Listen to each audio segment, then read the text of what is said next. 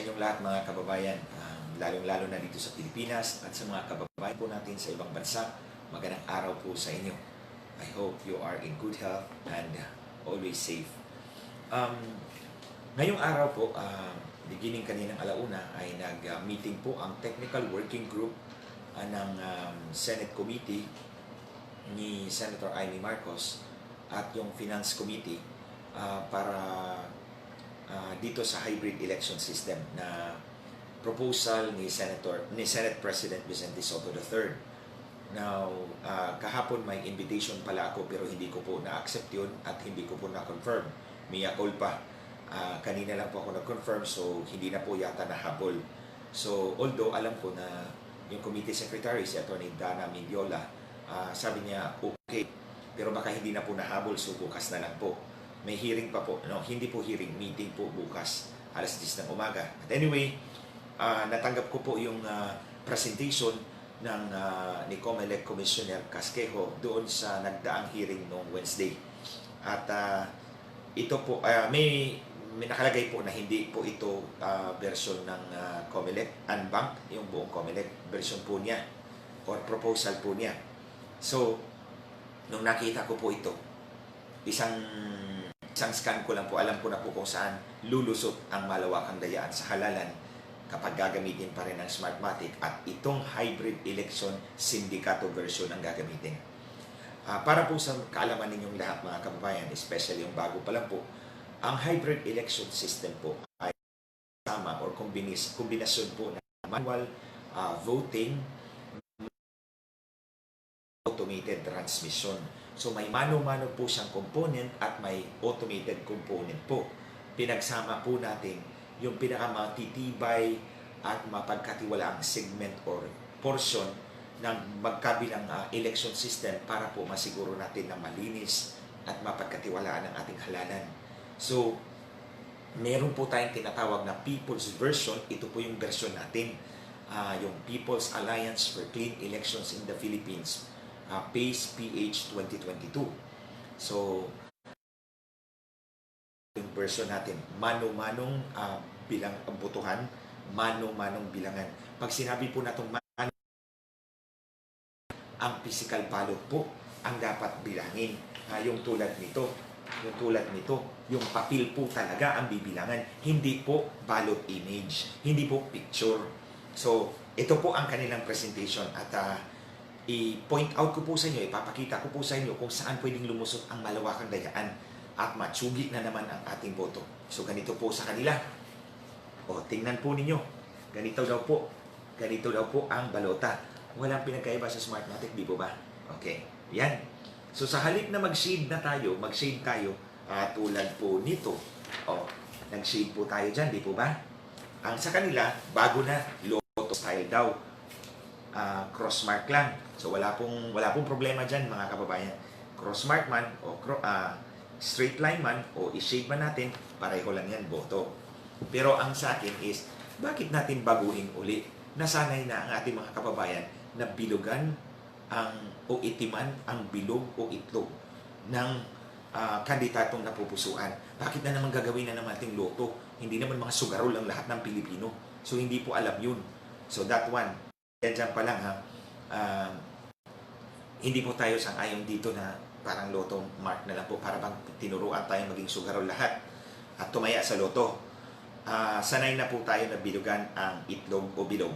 So yun na lang po dapat. So that's the first one. So ganito daw ang pagboto sa kanilang hybrid election sindikato version ha. Dalawang version po yan mga kababayan, huwag po tayong magkamali.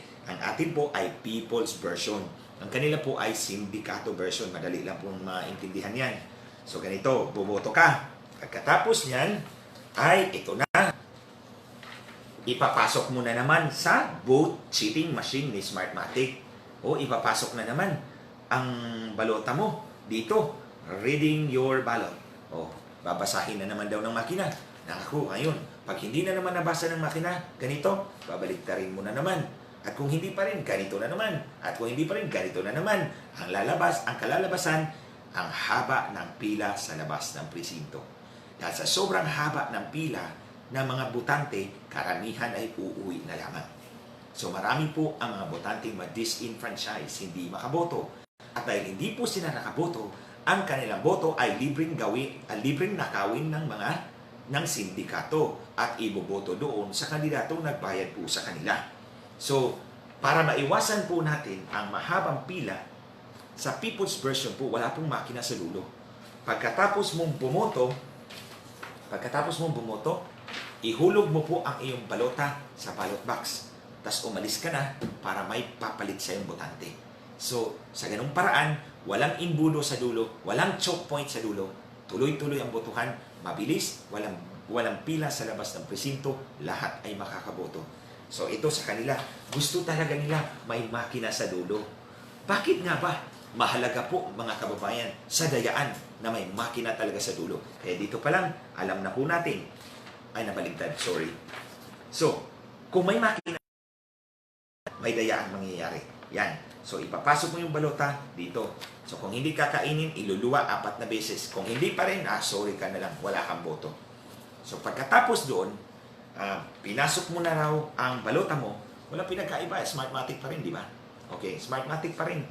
Lilinlangin talaga tayo nitong mandarayang ito. So, pagkatapos nan, pumasok yung balota mo, lalabas yung resibo mo. Ito na, lalabas na yung resibo mo. Ito yung resibo na kahit hindi mo binoto, lumalabas ang pangalan ng kandidato. O, binoto mo man ang kandidato, hindi lumabas sa resibo. Sa resibo pa lang, mga kababayan, tsutsugiin na ang boto natin. So, basta may makina, magdududa ka. So, lalabas na yung resibo. Ulitin ko, resibo na may pangalan ng kandidatong hindi mo binoto. O binoto mo man ang kandidato, hindi naman lumabas sa resibo. Pero gustong-gusto talaga ni Comelec at ni Smartmatic dahil dito madadaya ang sindikato. Pagkatapos noon, ihuhulog mo raw ang iyong resibo, itong resibo, ihuhulog mo na naman sa box. So, ito po yun. May box, may BBPAT box. O ito. So, pagkatapos po ng botohan, ito na, mag-set up na sila ng projector. Ayan, may projector na po sila, may scanner pa sila. Doble-doble, gastos na naman. Okay? So, ayan na yung projector nila. Ito na yung scanner nila. So, pagkatapos noon, bubuksan na ang ang resibo, ang mga resibo. O, ayan, ipapile up na yung ng BEI, ng teacher, ang mga resibo natin. Ito naman ang mga botante at mga share na ginawang tanga ng sindikato. Tatawa-tawa pa. Hindi nila alam, tsugi na ang boto nila. So, ayan. So, sinadya talaga siguro nila na nakangiti ang mga watcher dahil alam nila, yari na naman kayo. Okay? So, kukunin yung mga resibo, ipapile up nila. Tapos ito. Ang resibo mo ay i-scan nila. Okay? I-scan nila ang resibo mo dito sa kabila. So, pag-scan ng barcode, lalabas ang binoto mo dito. Okay? Pagkatapos, lalabas ang picture ng iyong balota. Ito. So, kunyari lang. Okay? Pag-scan ng barcode, lalabas ang iyong resibo dito at lalabas ang corresponding ballot image naman dito. Tapos, ito na ang bibilangan ng mano-mano. So, ayan na. Ang resibo, ikukumpara na sa picture ng iyong balota. Ang resibo, ikukumpara sa balota. Okay? Dito po pwedeng pumasok ang malawakang dayaan. Dito pa lang mga kababayan. Pagpasok pa lang ng iyong balota sa makina, hindi ka nakasisiguro na ang balota mo ay yung talagang picture na ginawa ng makina. Magtanong po kayo sa kahit sinong IT expert dyan. Sasabihin sa inyo, kahit ito ang balota mo, kung mag-picture siya o mag-scan siya, pwede siyang gumawa ng ibang ballot image. At yung ballot image na yun na peke, yun ang basihan ng makina para lumabas ang iyong resibo. Kaya po, sa resibo, may botante, may binoto pero lumabas sa resibo. May kandidato na binoto mo pero nawala sa resibo. Dahil pagpasok pa lang ng balota mo sa makina, minaniobra na ang ballot image. So, kung ito ang balota mo, pinasok mo sa makina, nakita mo ba kung paano pinicturan niya? Makasisiguro ka ba na itong paper ballot mo ay siyang lumabas dito sa kanilang projector. Makakasiguro ka ba mga kababayan? Hindi. Bakit? Wala ka naman sa loob ng makina para makita mo. Di po ba? Simple lang po. Pagpasok na yung paper ballot sa makina, balota mo yun.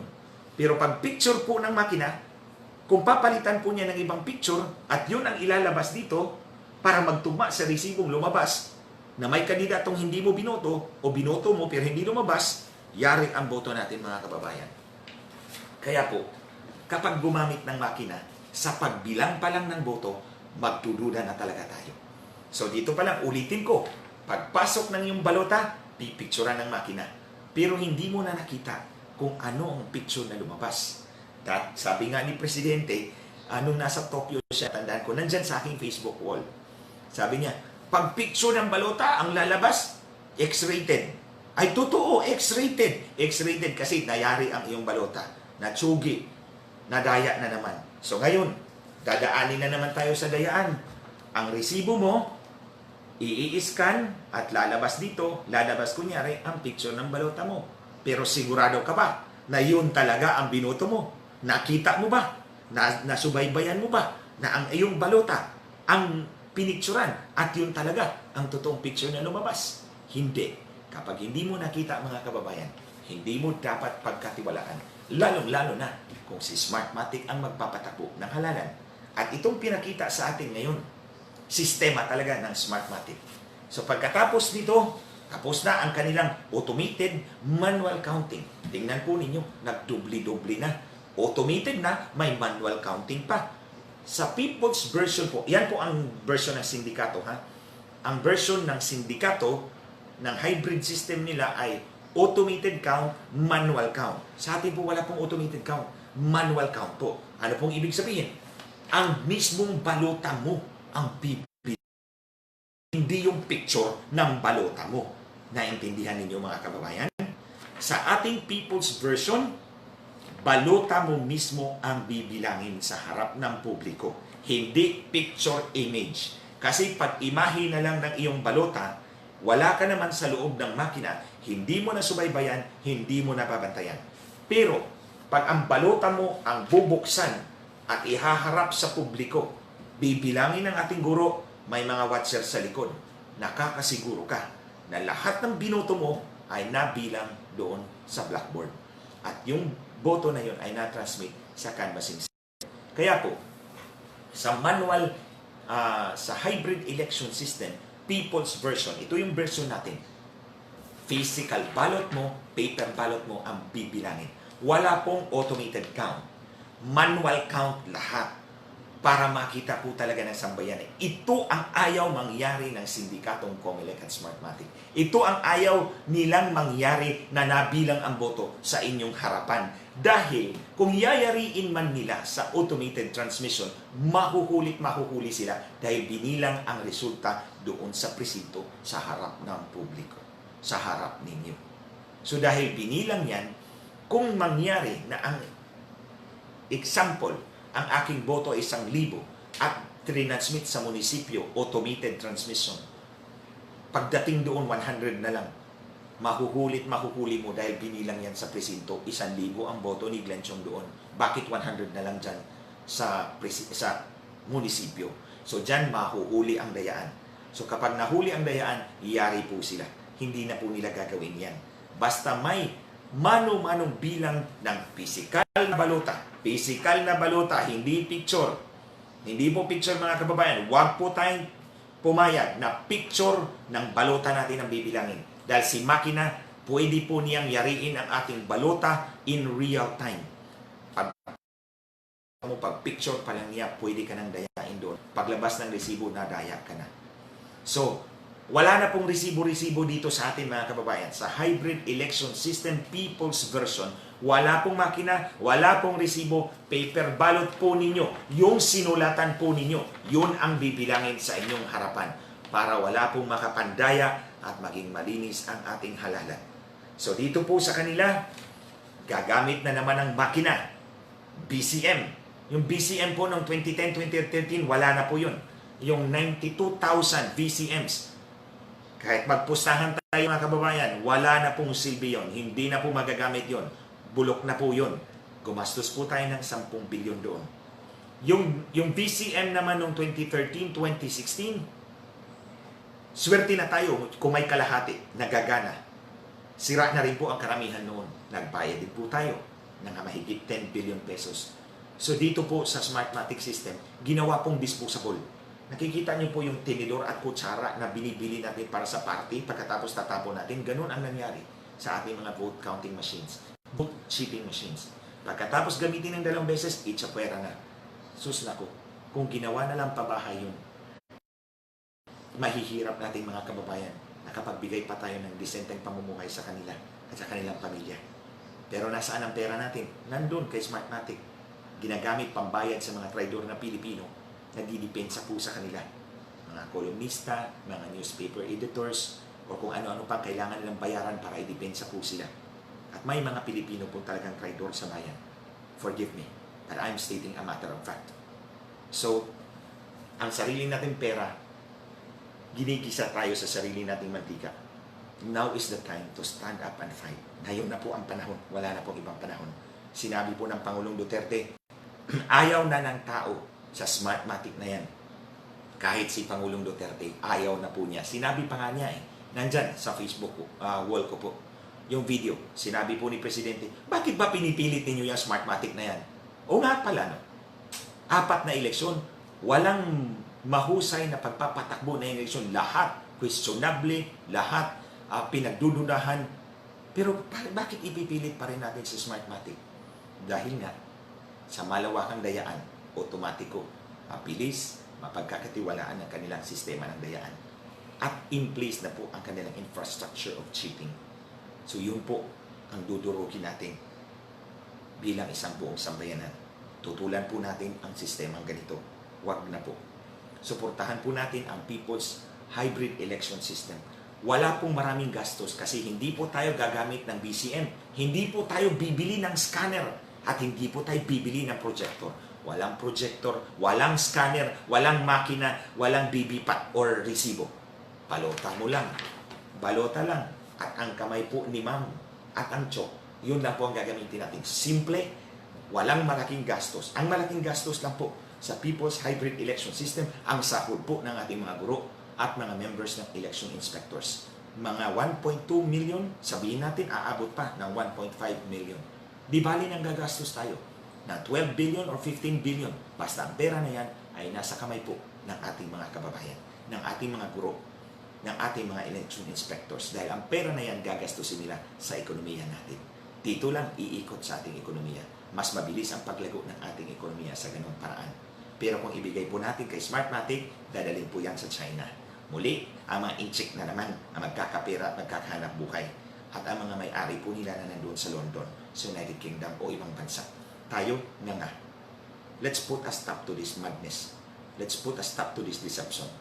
Tama na. We have suffered for far too long. Kailan tayo aaksyon mga kababayan? Maawa tayo sa sarili natin. Remember, no one will help us more than ourselves. Walang tutulong sa atin ng mas mahigit pa kundi ang ating mga sarili. This is the time that we will have to stand up and tell them, enough is enough. Kahit si Pangulong Duterte umaayaw na po dyan. Let's take the cue from our President, our beloved President. Lahat tayo magkaisa sa panawagan na People's Hybrid Election System ang ipapairal sa 2022 at sa lahat ng eleksyon na susunod at darating. Para po sa kinabukasan ng ating mga kabataan, sa kinabukasan ng ating sambayanan. So hanggang sa muli po mga kababayan, dito lang po muna tayo. I'm not sure kung matutuloy yung interview namin ni Banat Bay mamayang gabi. Malalaman po ninyo kung matutuloy po yun. More on this mamaya. Maraming salamat po uli sa inyong lahat. Sana po i-share po ninyo, ipakalat po ninyo itong kaalaman na ito. I stand by whatever I said here. Lahat ng sinabi ko, pinaninindigan ko po yan. Sana mapakalat po natin, maipaalam po natin sa mas marami pa nating mga kababayan. Wala pong masama na lumaban para sa ating bansa. Wala pong masama na ipaglaban ang kinabukasan ng ating buong sambayanan. Muli maraming salamat po sa inyong lahat.